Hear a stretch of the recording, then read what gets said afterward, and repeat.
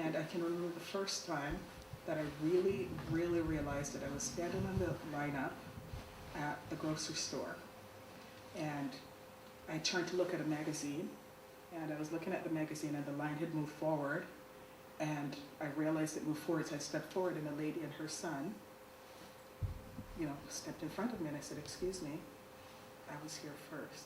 And she turned around and she called me a nigger. And I'd never heard that term applied to myself before. And I just remember standing there in shock. I didn't know how to, I was embarrassed. I was in shock. I didn't know how to respond because I never thought of myself as one. To me, that, I'd never really, I read the term in books, but I'd never really heard it used like that before. And I just remember standing there, and nobody said anything. And that's one of the things, I didn't say anything, nobody else around me said anything. And I paid for my stuff and I left.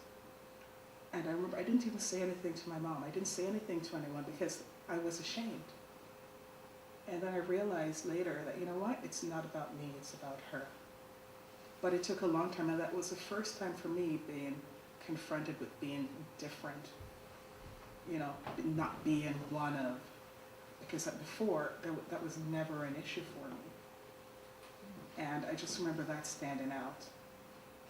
And then afterwards I started to pay attention more, because now you become more focused. And then you start to stand back and say, am I being paranoid?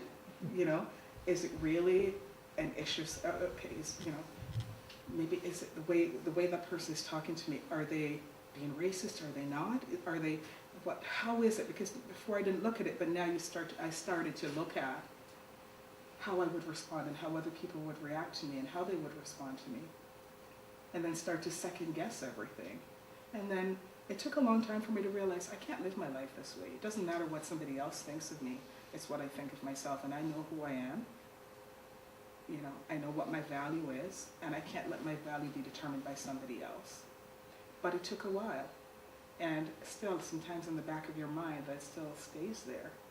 And that's where actually I started to want to learn more about Black history, because before, I never really, Black history, it was just history. It was never so much about Black history, but that's where I got interested in Black history and reading more about the Civil Rights Movement and reading more about, because I didn't really know much about the Civil Rights Movement in the United States at that time. It didn't really apply to me as a child growing up in Jamaica. We learned the history of everywhere. So what you learned in school, you learned. It was never really just something that was, we're going to teach Black history at this point. But that's where I became interested and started to read more, authors that was, specifically look for Black authors and Black poets. Because before I just read everything, but now I became interested in reading other people's stories, how they cope, how they, would deal with things. And I remember when the Cosby Show came along, and we'd gather around and we'd watch that show, and seeing a portrayal on television.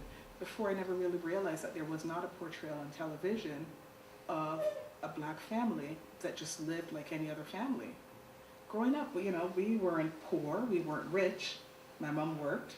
We had everything we needed or wanted, sometimes too much. Although she was a single parent, she provided everything we needed or wanted. It was never a question of whether you wanted to go on to college or whether you wanted to go on to, it was just assumed that you would. But I didn't realize that that was not reflected back in what I was seeing on television or what I was seeing in the media. But I became more aware of that and started to pay attention and realize that role, especially with Jamaicans in Toronto. Jamaicans sometimes had a really negative reputations because if you identified yourself as being Jamaican, then they thought, oh, you smoke ganja, and you would behave a certain way, and you had to have, no problem man, and that there was a specific way because if you're identified as Jamaican. And then I started to talk to my brothers and realize that their experience was different from my experience because they were males, especially when they became teenagers. Because there were Black males in the community, if they were in a car, they were going to get pulled over more often. And people say, but that was their experience. But I never really paid attention, but then I started to pay attention to that and to ask questions and to realize that, yes, there does seem to be, there is a difference. There is that difference, and for them. But they also had the experience of growing up in a very multicultural community. My best friends in high school, one was Japanese, one was from Guyana, one was from Vietnam. We were from all over, so I had that experience also. And to Mark and Jeffrey, there was no difference between them and their peers until they got older and they started to see that, yes, they were treated differently. Yeah, but everybody has their own story, and that was my experience, and it made me look at things differently. But it also made me stronger because it made me determined to prove I am not going to live up to the stereotype you have of me. I am going to be who I am, and just because I am a Jamaican, which I identify, I'm glad for dual citizenship because I will always be a Jamaican. I identify myself as Jamaican Canadian. There's an old festival song in Jamaica that says, no matter where I roam, Jamaica is always my home. And although I've been gone a very long time, that is still home for me. But I've also realized that I can have other homes. And Nanaimo's become home to me. Not the same type of home that Toronto was, because I spent a lot of time there, but the comfort level is not the same as what I feel and what I've experienced in Nanaimo. So it's been an interesting almost 2 years being out here. And, it's been interesting just seeing a community where it's about, you have the experience of family. You have the experience of community where people, and I guess that's part of being a small community. People know each other.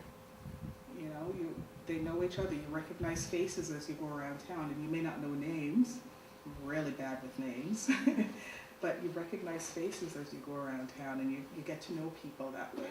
In Toronto, that was a little more difficult because we're so big and we're so spread out. In Jamaica, everybody still remembers, you're identified by, oh, this is Mr. Howden's granddaughter, or that's Morris's daughter, or, that's how people remember you. And I remember going back and, I had gone back for my grandmother's funeral, and I was, we were at the wake and we were passing out food. And this lady said, oh, you don't remember who she is? And I said, and the lady is like, no. Miss Phyllis's granddaughter, though, and she still couldn't remember who I was. And then she turned to her and she said, the one with the fussy legs. What that meant was, when I was little, I was allergic to mosquito bites. And I got bitten from head to toe.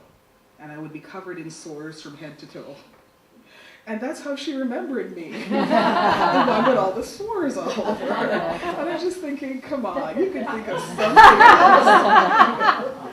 But, that's that, but because of it, that's how you were identified. Everybody had their marker. And I was Miss Phyllis's granddaughter, because that wasn't enough. I was Morris's daughter, and that wasn't enough. The one with the fussy legs. So it's interesting. In a small community, you can't get away from your stories. People know you, and after a while, they begin to know your history. You develop a history, and they begin to know that, and it becomes part of your story. And it's one of the things I love. It could also be one of the things I hate, because if you take a day off and you're not supposed to, you may run into somebody you know who knows somebody else. But it's one of the benefits and one of the curses of being in a small town, but I consider it a benefit. How am I doing with time? I think you can. That's hard to answer. Yeah. Where's my hook?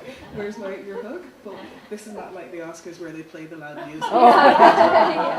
Okay.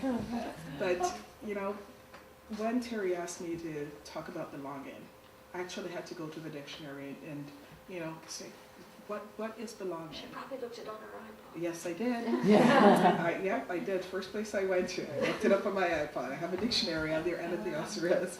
And it's to be a part of, to become connected with,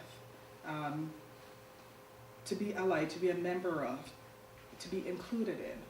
And that's how I feel about living in Nanaimo and about belonging in Nanaimo. I don't know if that experience will change as I begin to develop more roots in the community and be exposed to more people. Right now, my circle is fairly small. So maybe I'm just surrounded by all the positive people, but as that experience grows, I don't know what it might become, but that's what stories are. They evolve, and as you become more involved in the community, that story will change. But for now, this is home, and this is where I feel like